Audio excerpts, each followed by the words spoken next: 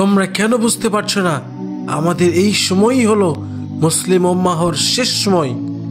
তোমরা কেন বুঝতে পারছো না এই জামানায় মালহামা দাজ্জাল ইয়াজুজ মাজুজ এর ঘটনা ঘটতে যাচ্ছে?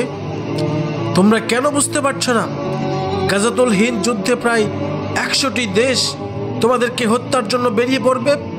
তোমরা কেন বুঝতে পারছো না আমরা দুর্বল হয়েছি কারণ আমাদের উপর আল্লাহর সাহায্য নেই যেভাবে আল্লাহর সাহায্য প্রয়োজন ছিল? তোমরা কেন বুঝতে পারছো না যতক্ষণ না আমরা সকল শিরক থেকে বেরিয়ে তাওহীদকে জীবনের সকল ক্ষেত্রে প্রাধান্য না দিব ততক্ষণ পর্যন্ত আল্লাহর সাহায্য আসবে না? তোমরা কেন বুঝতে পারছো না তাওহীদের পতাকা নিয়ে দাঁড়ানো ব্যক্তি কখনো ফিতনা হতে পারে না?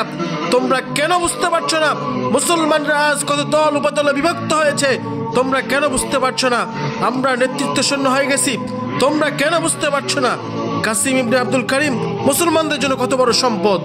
কাসিম কি আল্লাহর পক্ষ হতে মুসলমানদেরকে উত্থানের জন্য যাবতীয় জ্ঞান স্বপ্নের মাধ্যমে পায়নি?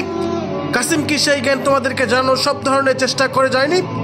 তোমরা কেন বুঝতে পারছো না আমরা যদি আল্লাহর সাহায্য পেয়ে যাই গোটা পৃথিবীর কোনো শক্তি আমাদের কিছুই করতে পারবে না?